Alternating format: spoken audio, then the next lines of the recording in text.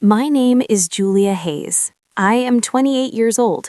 1 week ago, my husband and I were celebrating our first wedding anniversary with both of our families. It was meant to be a beautiful night, especially because I was 3 months pregnant with our first child. But in the middle of the celebration, a stranger suddenly stood up and pointed at me. Then he said something that made the entire room fall silent. He claimed that the baby I was carrying was actually his. To prove it, he even showed medical reports to everyone. Within minutes, people began whispering. My husband's family turned against me and started shouting that he should divorce me immediately. I stood there crying, trying to explain that the man was lying. But no one believed me. No one, until my husband suddenly did something that shocked everyone in the room. Even I didn't expect it. But before I tell you what actually happened, make sure to like and subscribe to the channel and tell me your country in the comments. Now let's begin. That night, our house was full of light, music, and laughter. It was our first wedding anniversary, and my husband had planned everything perfectly. The living room was decorated with soft lights and flowers, and a long table was set in the center, covered with food that his family had helped prepare. Relatives and close friends were slowly arriving, bringing gifts and warm smiles. Everyone was dressed beautifully, talking, laughing, and enjoying the moment. From the outside, it looked like a perfect life, and for a moment, I believed it was. I stood near the window, gently holding my stomach, feeling a quiet happiness inside me. I was 3 months pregnant, and even though we hadn't told everyone yet, that little secret made the night feel even more special. My husband came and stood beside me, placing his hands softly over mine. "Are you okay?" he asked gently. I smiled and nodded. "I'm happy," I said. And I meant it, because no matter how difficult things had been, I loved him. But the truth was, our marriage was never as simple as it looked. I came from a very simple, poor family. My parents had worked hard their whole lives just to give me a basic education and a decent life. We never had much, but we had respect and honesty. My husband, on the other hand, came from a wealthy and powerful family. They owned properties, businesses, and lived a life I had only seen in movies. When he first chose me, I couldn't believe it, and neither could his family. At the beginning, his family tried to act polite.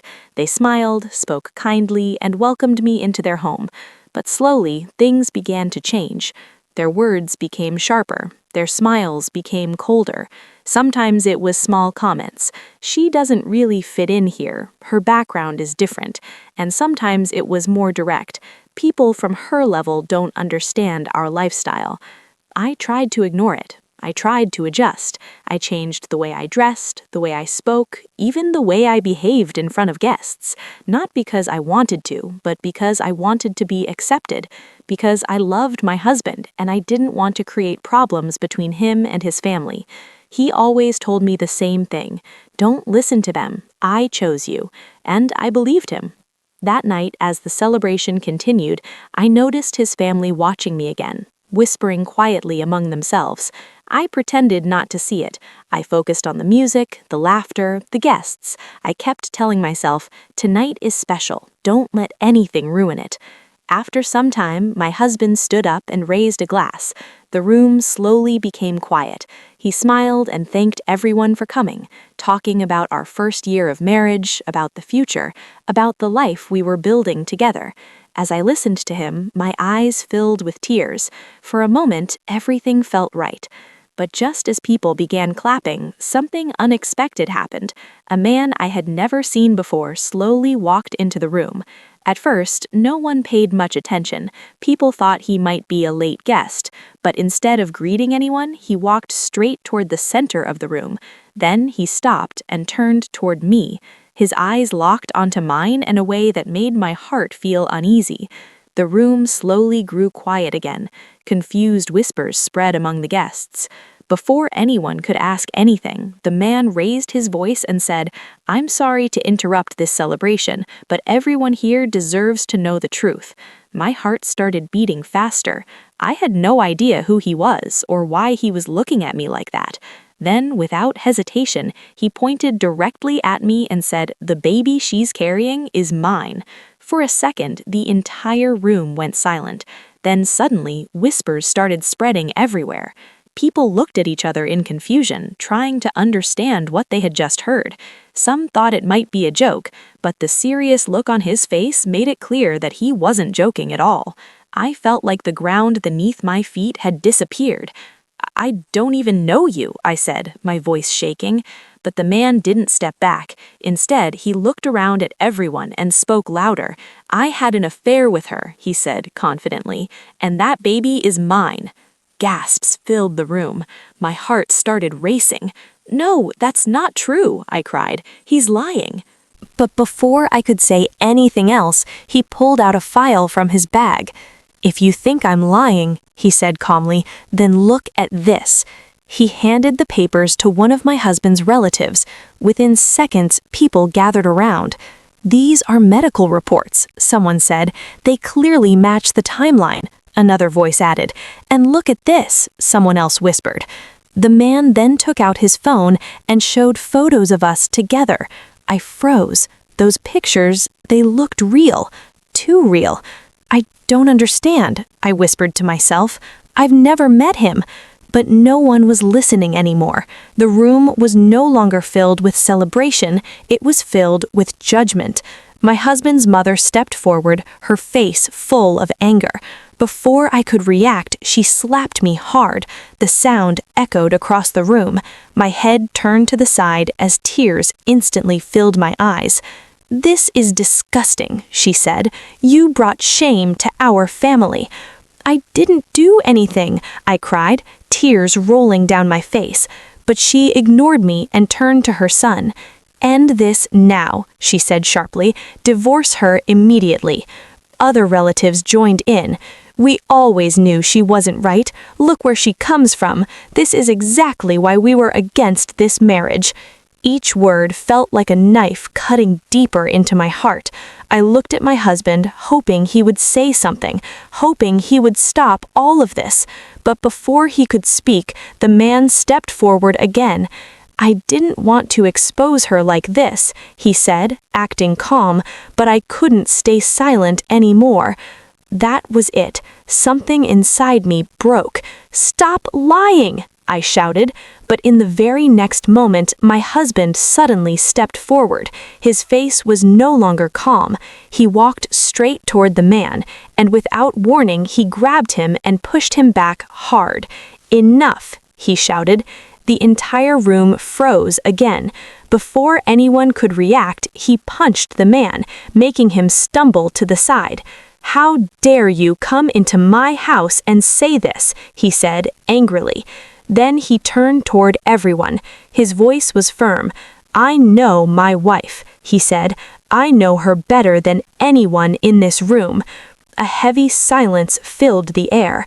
"She would never do something like this," he continued. "I don't care what papers you show or what pictures you bring. I believe her." Those 3 words felt stronger than anything else. But his family didn't stay quiet. His father stepped forward, his face cold and serious. "Think carefully before you make a mistake," he said. "We gave you everything." His mother added, "If you choose her over your family, then you are no longer part of this house." Another relative spoke, "You will lose everything, your name, your wealth, everything." The pressure in the room became suffocating. Then his father's voice turned even colder. "You have to make a choice," he said firmly. "We will not let this girl ruin our reputation." I felt my body shaking. This wasn't just about me anymore. This was his entire life, his family, his future, everything. Tears kept falling from my eyes as I looked at him. I didn't want to be the reason he lost everything, but at the same time I was terrified that even he might change his mind because of all this pressure, because of everything at stake. And in that moment, everyone in the room waited for his decision. For a few seconds, no one spoke. All eyes were on my husband. His family stood there, waiting for his answer, waiting for him to choose. Between me and them, I could barely breathe. Tears were falling down my face as I looked at him. I didn't say anything. I didn't beg, because deep inside I was afraid of the answer. Then finally he moved. He didn't look at his family. He didn't say a single word to them. He simply walked toward me and held my hand. That one small action said everything. "Come with me," he said quietly, and without looking back, he walked out of the house with me. Behind us, I could hear voices shouting, his parents calling his name, relatives trying to stop him, but he didn't stop, not even for a second. That night, we left everything behind: the big house, the wealth, the life he had known forever. We sat in the car in complete silence. As soon as the door closed, I broke down. I couldn't stop crying. "I swear I didn't do anything," I said again and again. "I don't even know that man. Please believe me." My voice was shaking. I was scared that maybe deep inside he still had doubts. He turned toward me. His voice was calm. "I know you," he said. "I trust you." I looked at him through my tears. "No matter what anyone says, no matter what they show, I will not believe a stranger over my own wife." Those words gave me a kind of peace I can't explain. But then his expression changed, slightly serious. "This isn't over," he said. "He's lying, and I need to know why." The next few days, he didn't rest. He started digging into everything, every detail, every small clue. He used his contacts, his influence, everything he had, because he was sure of one thing: that man was lying. But the question was, why? At first, the man tried to hide. He avoided calls, ignored messages, but my husband didn't give up. Finally, he found him, and this time there was no escape. He was brought in and forced to speak. At first, he kept repeating the same story, but slowly the truth started breaking through. Under pressure, he finally confessed. He admitted that it was all a lie. He said that my husband's family had paid him to come to that party and accuse me. They had told him exactly what to say, what documents to show, and how to make everything look real. For a moment, I couldn't even breathe. My husband stood there in complete silence, trying to process what he had just heard. Then he asked one simple question: why would they do this? The man hesitated for a second, then lowered his head and said that his family had never accepted me. He explained that they always wanted their son to marry a rich woman, someone who could match their status and protect their reputation, and because of that, they didn't want my child to become part of their family or have any share in their wealth. Those words changed everything. My husband didn't say anything else after that, but I could see it in his eyes. Something inside him had completely broken. A week later, he made a decision. Without telling anyone, we went back to his family house. When we arrived, everyone looked surprised. At first, they thought he had come back to fix everything, to leave me and return to them, but they were wrong. He walked inside calmly, holding my hand, and stood in front of his parents. The room was silent. Then finally, he spoke. He told them everything: the truth, the lie they had created, the man they had paid, every single thing. His mother's face turned pale. His father tried to stay calm, but his expression changed. Then his mother started crying. "We only wanted a better future for you," his father added. "We did all this for your good. You don't understand now, but one day you will." My husband looked at them for a long moment. There was no anger in his face, just disappointment, deep, painful disappointment. Then he said quietly, "I trusted you." The room fell silent again. "I could have lost my wife, my child, because of you." No one had an answer. Then he took a step back and said something I will never forget. "From today, I have no family here."